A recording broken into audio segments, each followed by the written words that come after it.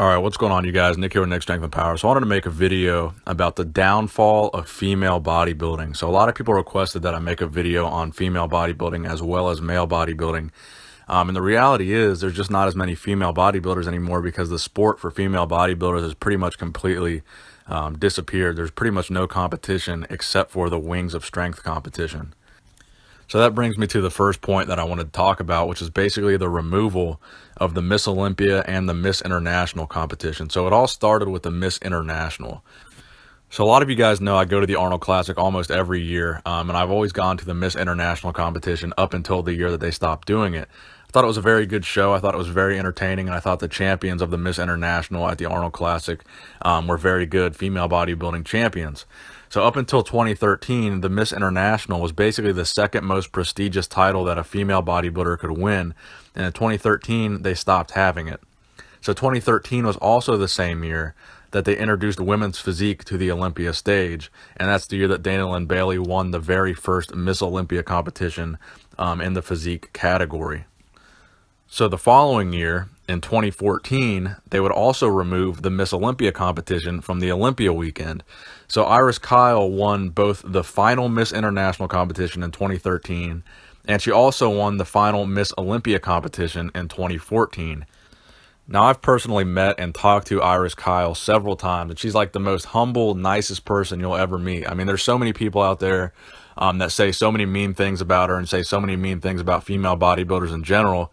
But the fact is, she did what she loved, and she dominated the sport. She completely dominated female bodybuilding throughout the 2000s, and there's really no question about that. So she found something she was good at, and she absolutely destroyed the competition for a period of time. So regardless of what you think about how female bodybuilders look, you really can't argue that Iris Kyle was the most dominant female bodybuilding athlete of all time. And she's really one of the most humble and nicest people you will ever meet in your life. So I wanted to address the question of why they got rid of the Miss International, why they got rid of the Miss Olympia, and why they are basically phasing out female bodybuilding off of the face of the earth.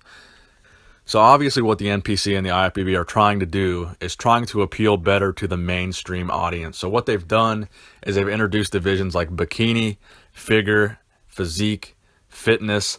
These are divisions that appeal more to the mainstream crowd because obviously, you know, the 19-year-old girl that goes to the gym for a couple months is not going to hop in a competitive female bodybuilding show. But the average girl that trains for a few months in the gym could probably place pretty well in, you know, just a typical local bikini show.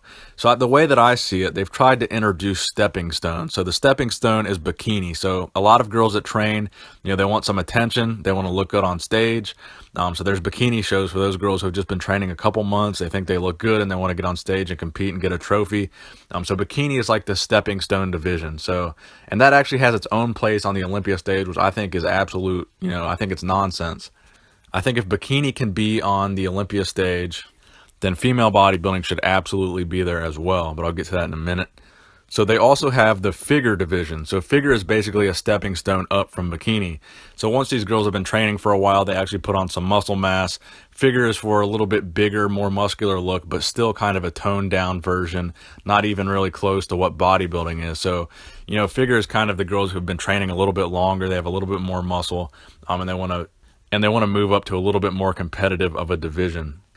So above figure, we have physique. So physique is the most competitive division for the most muscular girls.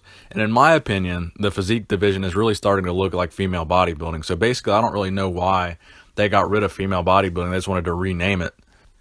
So personally, I think it's unfair what they're trying to do because I think a large majority, you know, of the reasoning behind this decision is because they want to make money. I mean, the NPC and the IFBB, it's basically a business. And the only way they can make money is if they can appeal to the mainstream audience and get more people involved in competing, which I think is fine. I think obviously we can't hold that against them. They have to make money if they're a business. That's the goal of a business. So we can't really hold that against them. But my problem is, why couldn't they introduce these stepping stones and still keep female bodybuilding? They can have bikini, they can have figure, they can have physique, they can have the fitness division, and they can still have female bodybuilding at the top of the top. If mainstream girls don't want to be female bodybuilders, that's fine. You're not supposed to be mainstream and be a female bodybuilding champion, but I don't see why we can't have both. We can have girls that want to pay to compete in bikini, and we can have girls that want to be the top of the top, most muscular, as big as possible female bodybuilders. I don't understand why we can't have both, because bodybuilding is bodybuilding. In and of itself, its definition is building up the body, and a female bodybuilder is someone who builds up their body, to the maximum of their potential. And regardless of how you feel that looks on a female, I mean, that's what they enjoy doing. That's how they enjoy competing. That's the sport they like to do. So who are we to say they can't do it?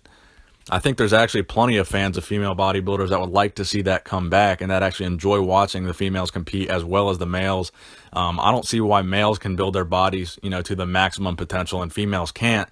And we're only letting the females build their bodies just a little bit, just enough to get in figure, just enough to get in physique. You can build your bodies, but not too much. I think it's a stupid rule. I think the divisions are stupid. And I think they should bring back female bodybuilding. They should keep all their stepping stones. They should keep bikini, figure, physique, but they should also still have female bodybuilding at the very top of the heap.